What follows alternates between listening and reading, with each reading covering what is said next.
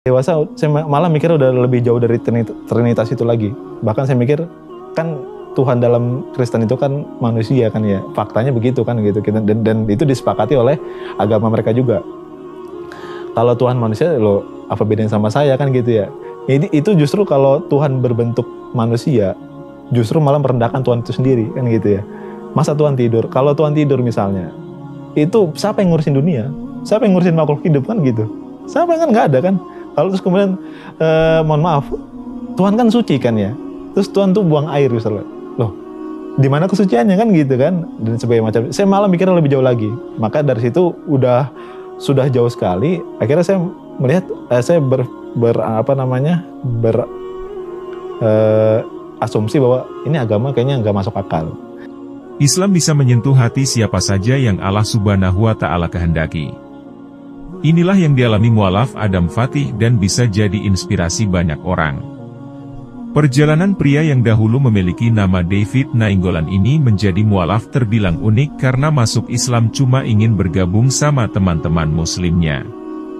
Ia juga bercerita bahkan pernah ateis dan agnostik, sampai akhirnya mengucap 2 kalimat syahadat. Adam Fatih mengatakan pernah melakukan syahadat sebanyak 2 kali, karena itu merupakan janjinya untuk memegang Islam. Bismillahirrahmanirrahim. Assalamualaikum warahmatullahi wabarakatuh. Perkenalkan, nama saya Adam Fatih. Ini nama Islam saya, dan nama sebelum Islam saya adalah Davidson Nainggolan. Saya berasal dari Jawa, khususnya saya lahir di Cirebon, kemudian besar di Jakarta Utara. Dan alhamdulillah saya anak pertama dari 6 bersaudara. Pak Adam bisa diceritakan maksudnya itu seperti apa sih kehidupan saat sebelum mencap syahadat itu, keluarga Pak Adam ini seperti apa sih? Oke. Kalau ditanya tentang background keluarga, saya terakhir dengan keluarga yang mungkin bisa dikatakan biasa-biasa aja dalam beragama gitu ya. Karena dulu papa mama saya itu kalau ke gereja ya hari tertentu saja, seperti hari Minggu dan juga hari-hari besar seperti Natal dan juga kebaktian dan seterusnya seperti itu. Jadi kami di keluarga itu aktivitasnya biasa saja seperti itu.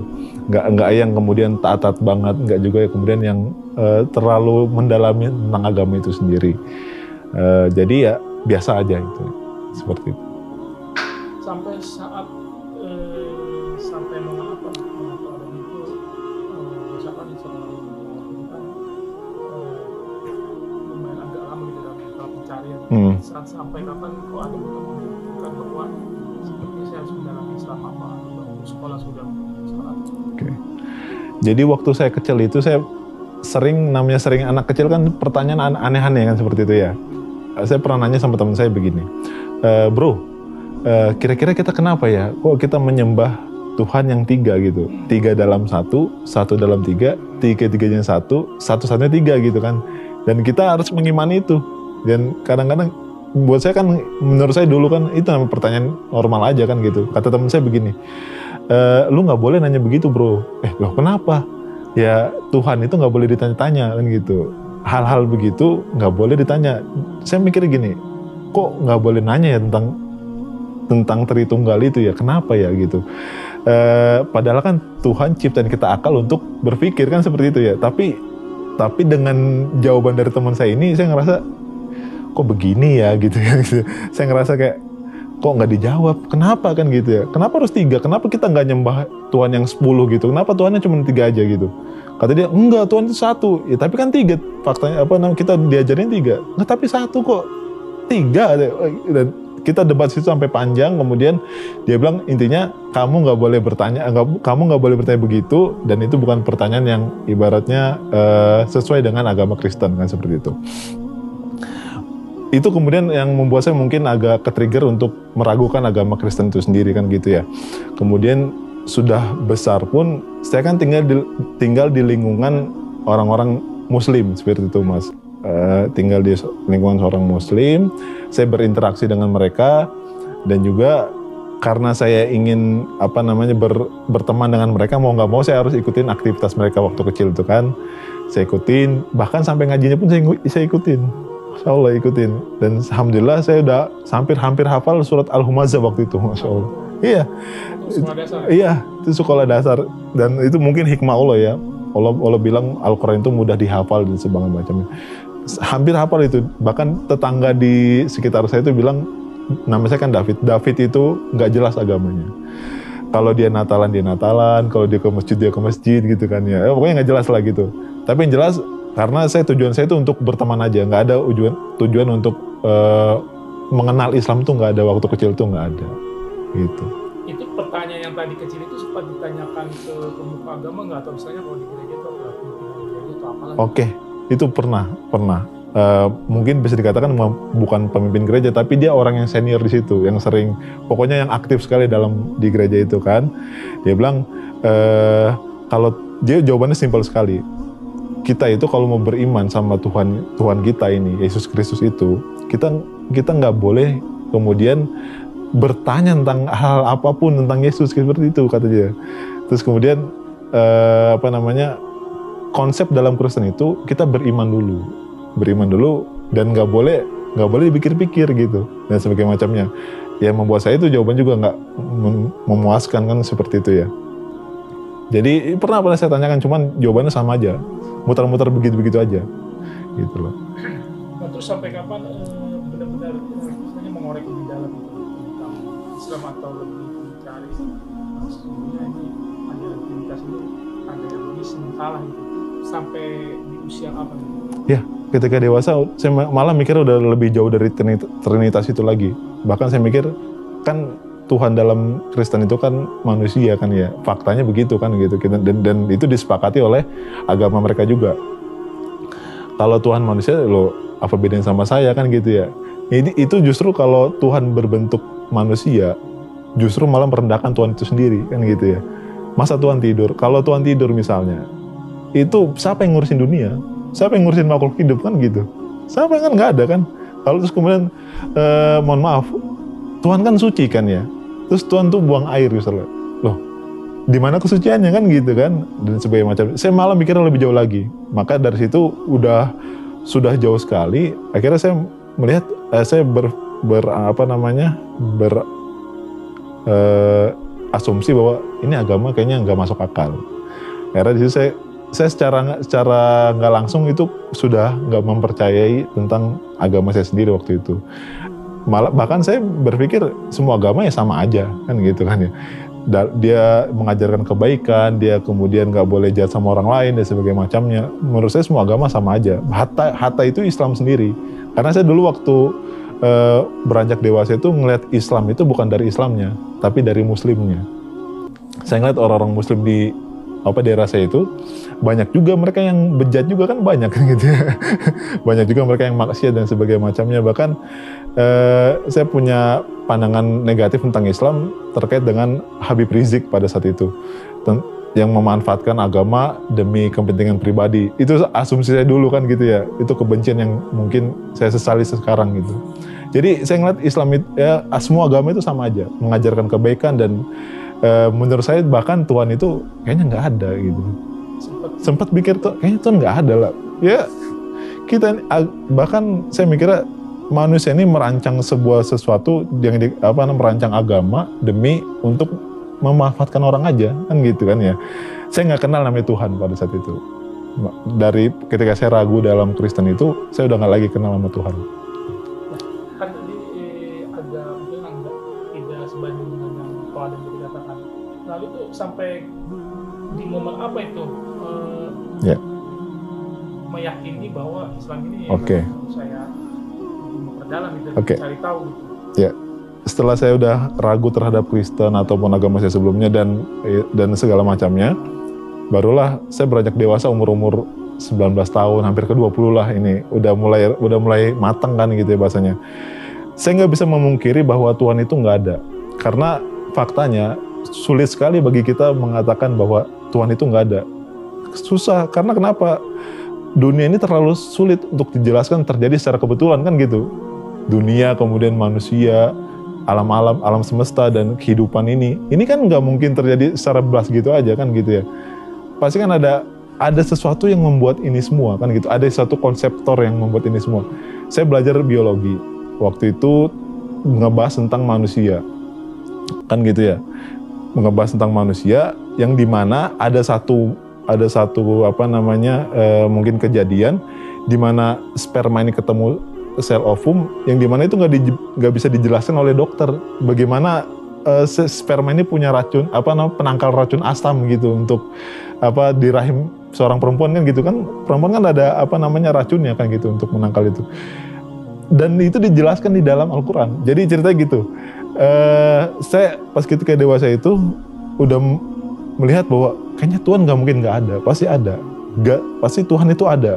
Cuman kita nggak tahu Tuhan yang benar yang mana kan gitu. Saya bahkan nggak tahu, saya bahkan udah nggak meyakini Tuhan itu sendiri kan gitu. Sampai akhirnya saya nongkrong sama teman saya, ketemulah sama Mas Eko namanya. Dia tukang mie ayam. Dia bilang sama saya gini, yang antum pikirkan itu sebenarnya benar. Harusnya itu dipikirkan juga oleh orang Muslim, katanya seperti itu. Kenapa? Karena banyak kan orang Muslim, dia nggak peduli tentang Tuhannya. Dia nggak mau nanya tentang bagaimana, siapa itu Allah, kenapa harus Islam, kenapa harus nyembah Allah, kan gitu. Dia nggak peduli, karena dia terlahir Islam, udah jalan gitu aja, dan sebagainya macamnya gitu. Nah, antum tuh sebenarnya bagus, karena antum kan meyakini Tuhan tuh nggak ada. Berarti kan harus dibuktikan kan gitu kan ya. Nah, cara pembuktiannya gimana, kata Mas Eko gitu. Kata Mas Eko, ya kalau kita lihat Tuhan dalam Islam nggak ada, berarti kita harus kita lihat peninggalannya apa gitu. Tuhan Islam ini ninggalin apa gitu. Yang disebut dengan Allah itu trace-nya apa, peninggalannya apa. Maka Mas Eko menunjukkan Al-Quran. Nah, inilah peninggalan Allah. Terus saya bilang, buku ini doang katanya. Ini cuma buku ini doang katanya gitu. Di dalam Al-Quran Mas Eko bilang, ini semua kata Mas Eko, semua ini adalah kalimat Allah Subhanahu wa taala, kalam-kalam Allah.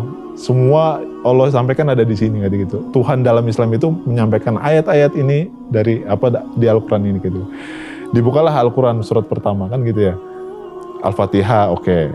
Kemudian yang Al-Baqarah, Mas Eko menjelaskan, nih ada ayat bunyinya begini. Dzalikal kitabu la raiba fi.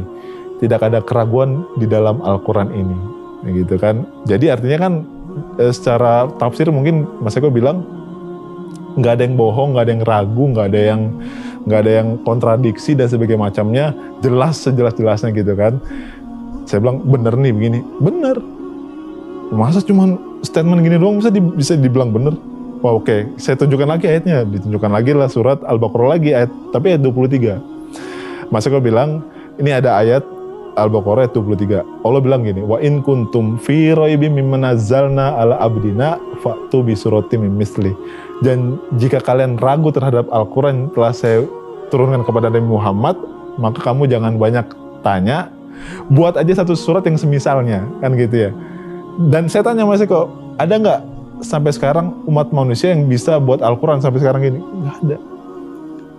Padahal Mas Eko ini hanya seorang tukang mie ayam. Enggak profesi guru, tukang mie ayam. Dia bilang, saya bener nih Mas, nggak ada. Nggak ada.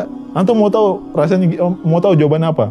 Dijelaskan lagi dari ayat selanjutnya, fa'il lam taf'alu walan taf'al.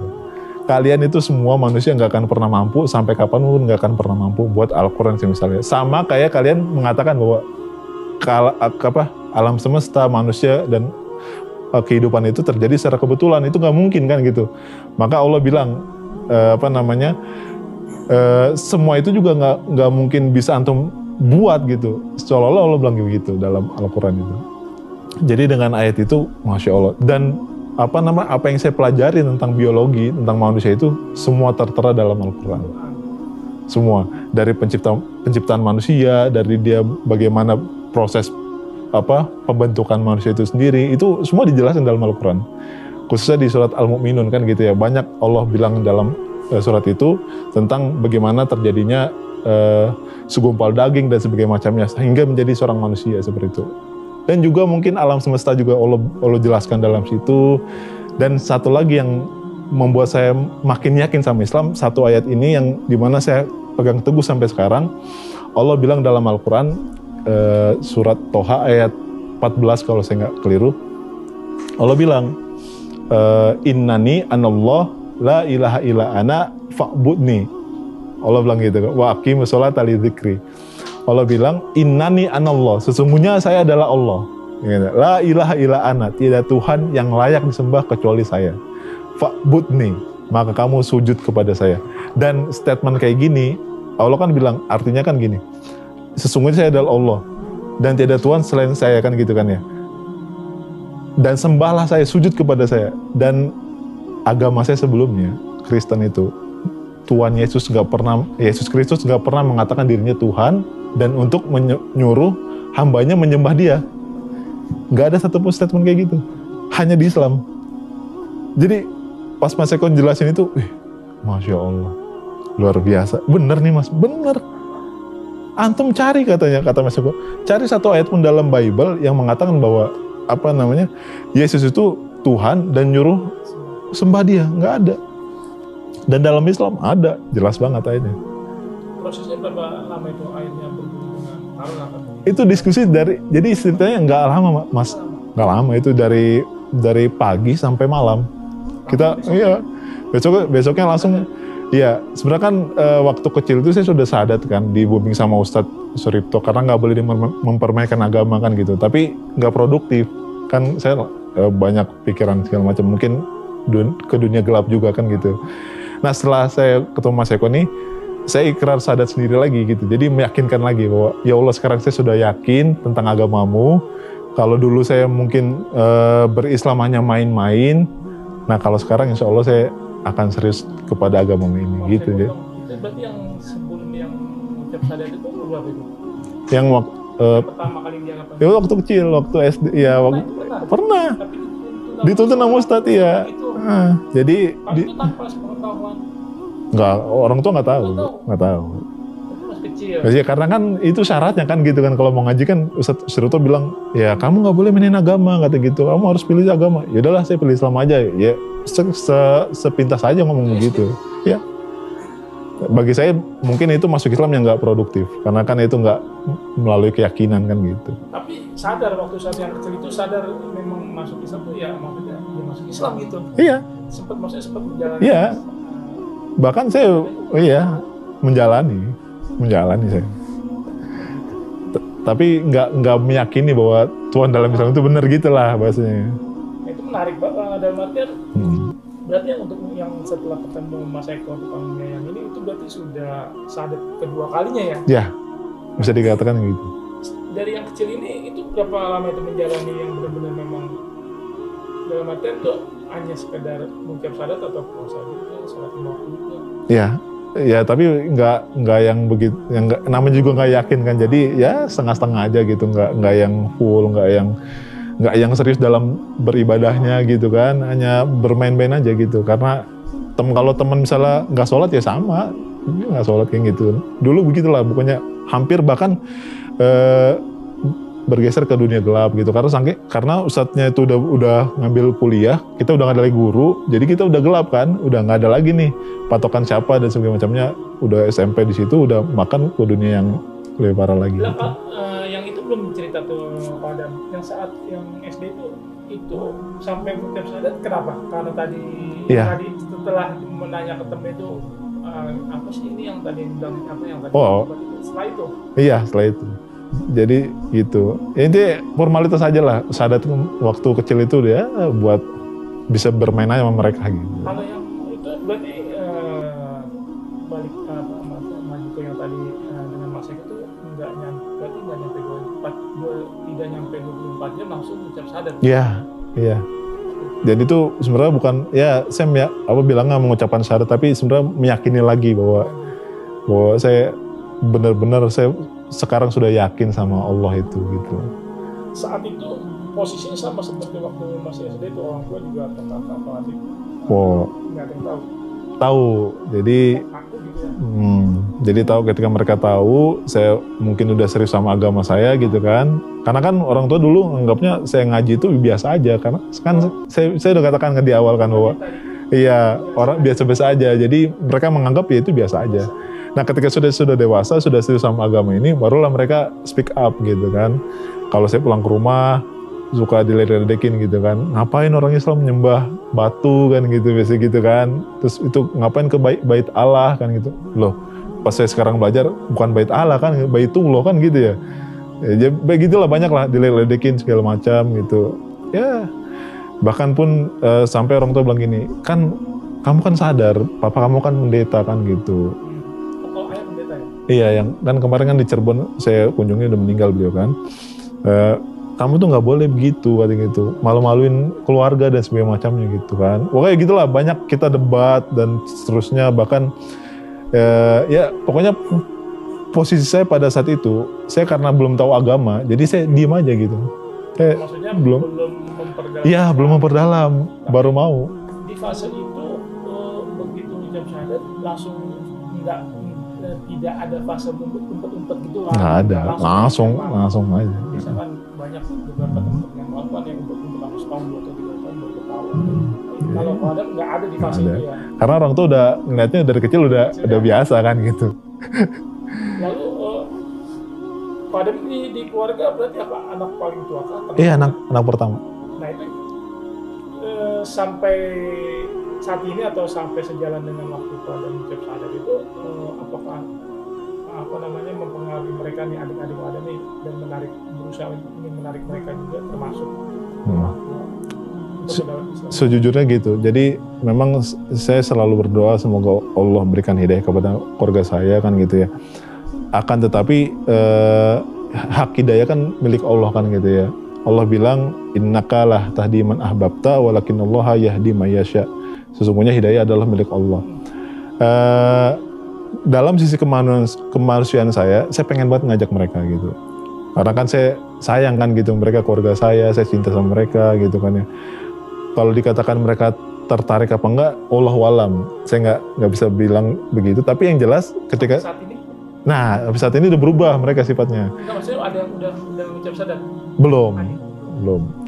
Tapi mereka seenggaknya sudah berubah. Berubahnya dalam apa? Kalau dulu sering debat kita, kalau sekarang mungkin udah lebih soft gitu, udah lebih kayak terima saya gitu kan.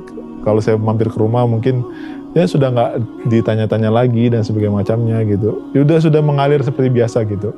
Karena saya bilang gini, Ibu, biarpun kita beda agama dalam keluarga ini, yang jelas kita ini nggak beda keluarga kan gitu.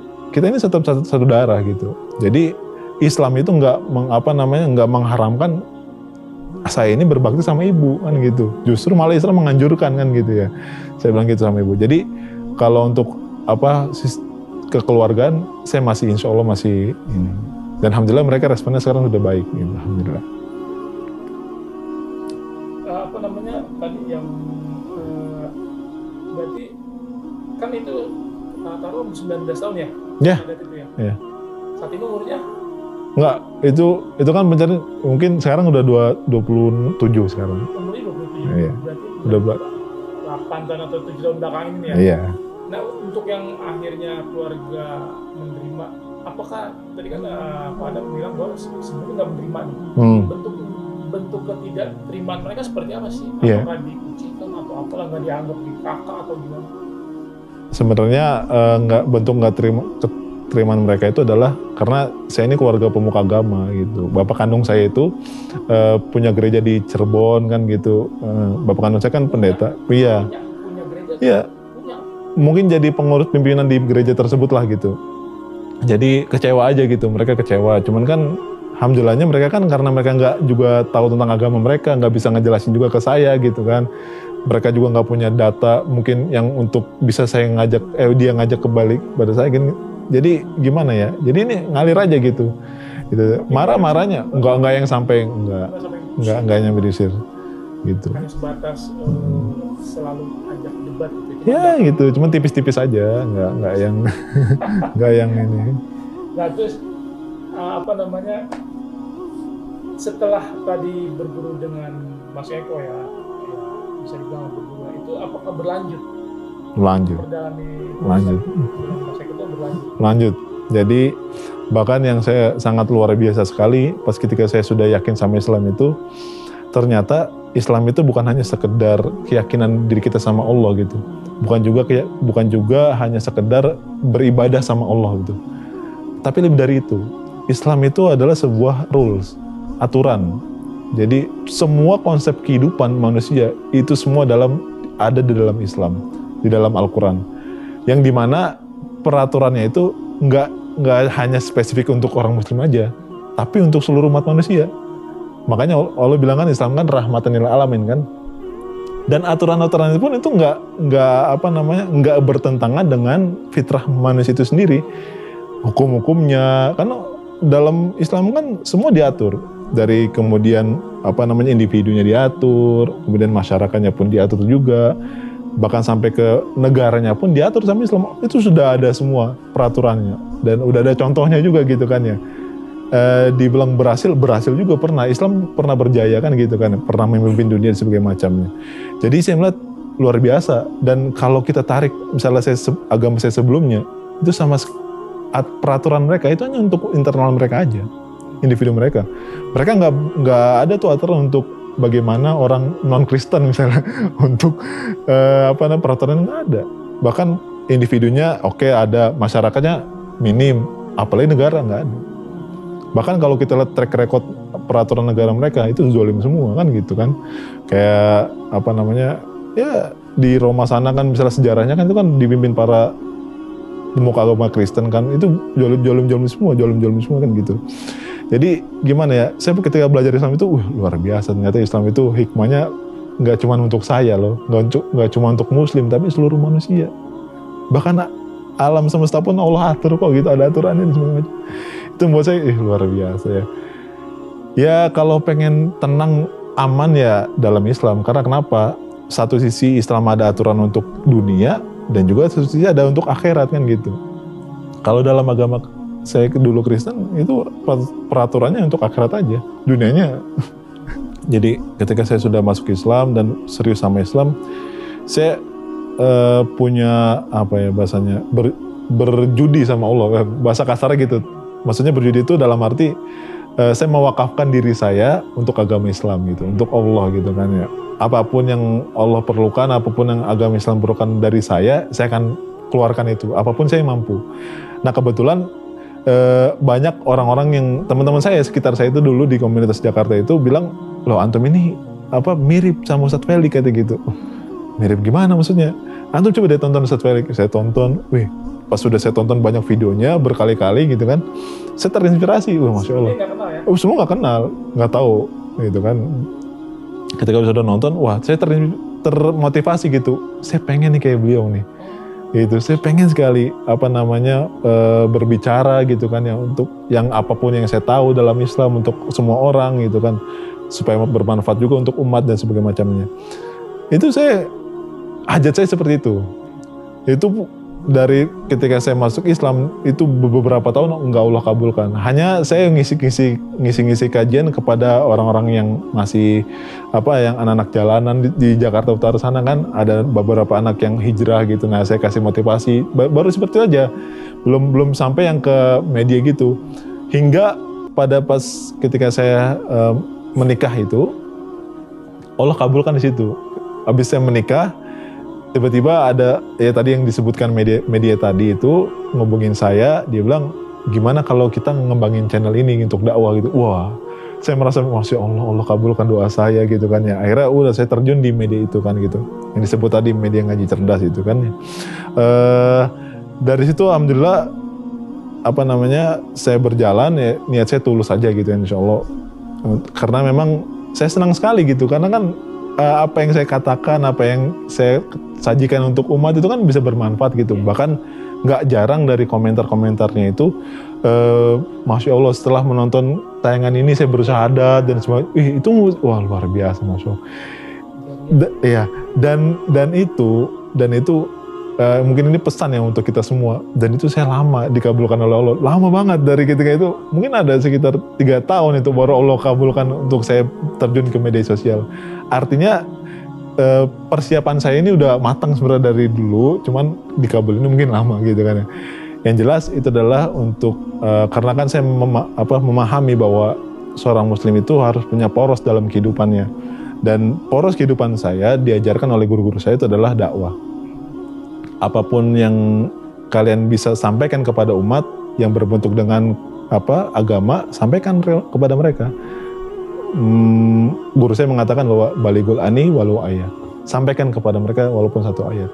Dari situlah saya termotivasi gitu, karena porosnya itu tadi, poros hidup saya inginnya dakwah seperti itu.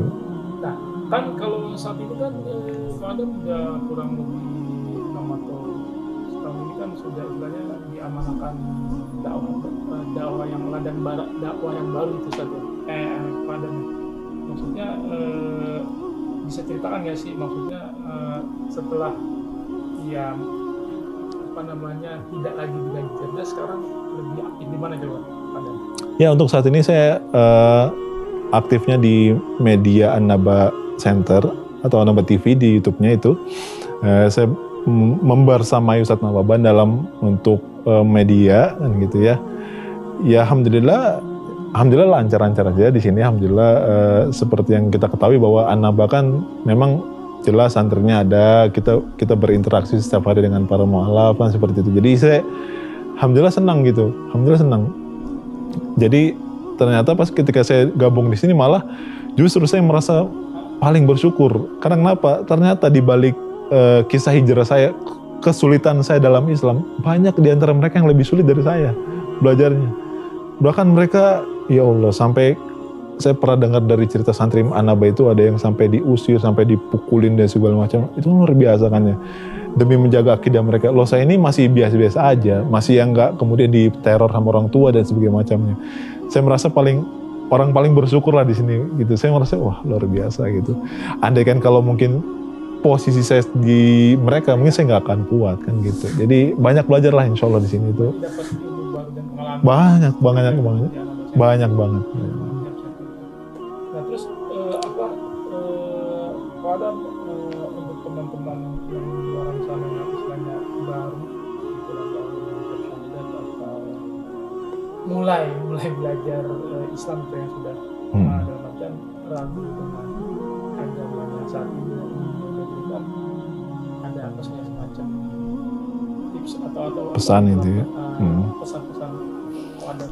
Jadi mungkin buat teman-teman yang mau belajar Islam mungkin ya, karena kan mungkin dari udah pindah agama tapi masih baru mau belajar Islam. Jadi pesan saya adalah kalau kita sudah meyakini Allah sebagai Tuhan yang benar, maka seluruh perintah-perintahnya itu adalah sebuah kebenaran dan jangan ditolak. Saya sering menganalogikan seperti ini.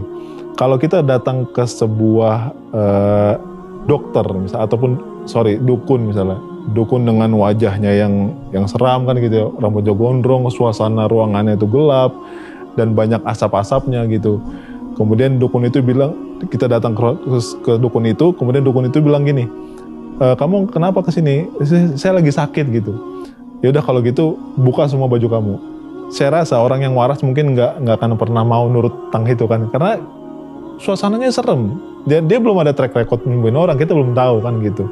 Dan tampilannya begitu dan semacam itu, kita nggak akan mungkin ya secara nalar yang sehat itu nggak akan mau kita harus nurutin mereka. Tapi sebaliknya kalau kita datang kepada dokter misalnya, dengan dokter yang rapi ya kan gitu, ruangan yang indah, yang bagus, ada sertifikat dokternya gitu, pernah juga praktek dan sebagainya macamnya. Kemudian kita datang dengan mengatakan bahwa kita lagi sakit, dan dokter itu bilang, ya udah baik kalau gitu tidur dan silakan buka pakaiannya. Kira-kira kita bakal nurut nggak? Nurut. Karena kenapa? Karena kita tahu dia adalah dokternya. Kita percaya bahwa dengan tanda-tanda dokter itu, ya kita yakin bahwa dia bisa, insya Allah bisa nyembuhin kita kan gitu. Nah sama kayak gitu, sama Allah kayak gitu. Jadi jangan kemudian dibalik. Jangan kemudian kalau perkara syariat diakal-akalin, tapi kalau perkara Allah nggak dipikirin, sudah kebalik. Kadang-kadang orang gitu, kenapa kita harus sholat, kenapa kita harus zakat, kenapa? Itu bukan pertanyaan. Itu kalau sama aja kalau kita bilang ke dokter gini, dokter kenapa obatnya harus 3 hari sekali, kenapa nggak 4 hari sekali? Itu kata dokter, ya kamu aja jadi dokter kan gitu kan. Itu kan bukan pertanyaan kan ya. Kalau kita udah yakin dokternya dia benar atau Allahnya itu benar, ya perkara perintahnya itu jangan ditanya-tanya. Kalau mau nanya tentang keberadaan dokternya, tentang keberadaan Allahnya, yakin gak sama Allah nih? Yakin gak sama dokternya gitu loh? Apa tanda-tandanya? Kalau udah yakin semua dengan tanda-tandanya, maka udah perintahnya jalanin gitu loh. Jadi banyak kan orang yang belajar itu banyak kan mungkin belum mengerti sampai hal sana gitu. Mereka hanya bertanya tentang hal-hal yang sudah jelas perintahnya gitu loh. Tapi mereka nggak bertanya tentang apa bukti Allah benar, apa bukti dokter itu benar gitu. Itu sebenarnya yang harus dipertanyakan itu. Sehingga nanti ketika menjalankan perintah Allah itu mudah, nggak nanya-nanya lagi gitu. Oh sekarang kata dokter minum obat sehari 3 kali, oke 3 kali sehari kan gitu. Kata Allah sholat, ya sholat dan sebagainya macamnya seperti itu. Ada pesannya sih, mereka sudah mualaf menilai faktor tentang ekonomi atau keluarga. Jadi wajar kalau mungkin nggak cuma mualaf ya, tapi mungkin semua dari kita itu mungkin di tengah-tengah jalan. Kadang kan kekuatan iman itu kan kata Rasulullah kan kadang naik, kadang turun kan gitu. Kadang kita semangat, kadang kita down gitu. Tapi kata Rasulullah yang sebaik-baiknya keimanan itu adalah yang stabil. Artinya kalaupun turun, dia nggak turun banget, tapi di tengah-tengah. Jadi biarpun dia turun keimanannya, tapi dia tetap yakin bahwa Tuhan yang paling benar adalah Islam. Sekalipun dia ngerasa diri itu paling berdosa gitu kan. Semua manusia itu semua berbuat salah. Rasul bilang semua manusia itu pasti ada salahnya kan gitu ya. Yang nggak ada salahnya ya malaikat kan gitu. Nah, tapi dari kesalahan itu yang paling baik adalah orang yang masih mempertahankan keimanannya kepada Allah Subhanahu wa taala. Gitu loh. Seburuk apapun dirinya, seburuk apapun situasi dalam kehidupan dia, kemudian lingkungan dia dan sebagainya macamnya, tetap bahwa keimanan itu nggak boleh diganti dengan apapun. Hatta itu dengan mungkin Tuhan yang lain ataupun mungkin materi dan sebagainya macamnya. Enggak. Karena itu modal utama kita dalam menuju surga Allah kan gitu. Kalau keimanan udah nggak ada, maka Allah bagaimana lagi untuk masukin surga kita kan gitu. Itu syarat utama kita untuk masuk surga itu adalah yaitu tadi asyhadu alla ilaha illallah wa asyhadu anna muhammadar rasulullah. Kalau kalimat itu udah nggak kita yakini, modalnya apalagi kita untuk mau berjumpa sama Allah kan gitu. Kalau untuk permasalahan mungkin kita taat atau enggak itu bisa berproses insya Allah. Kita nggak ada yang tahu akhir ayat manusia itu ada yang husnul khotimah ataupun yang sebaliknya kan gitu. Bahkan pun ada mungkin kejadian di zaman Rasulullah ada orang yang pembunuh gitu kan ya, ngebunuh 100 orang ketika dia mau bertobat, ketika dia mau meninggal dia ada kesempatan untuk bertobat, maka Rasul bilang itu masuk surga kan gitu. Kita nggak ada yang tahu gitu loh. Yang jelas keyakinan itu jangan sampai terjual dengan apapun gitu loh, pesan saya. Jadi jagalah akidah itu, makanya sering-seringlah ikut kajian, kemudian juga ikut komunitas-komunitas kaum muslimin seperti itu, hingga kita bisa merasa nyaman terhadap Islam ini. Karena nggak hanya cuman yakin kepada Allah, tapi juga kita perlu situasi atau lingkungan yang mendukung kita untuk yakin kepada Allah Subhanahu Wa Taala. Jadi begitu teman-teman sekalian ya. Mudah-mudahan dari apa yang saya katakan ini ada bermanfaatnya buat teman-teman sekalian. Kalaupun ada kata-kata yang keliru, saya minta maaf. Kurang lebihnya mohon maaf. Barakallahu fikum. Wassalamualaikum warahmatullahi wabarakatuh.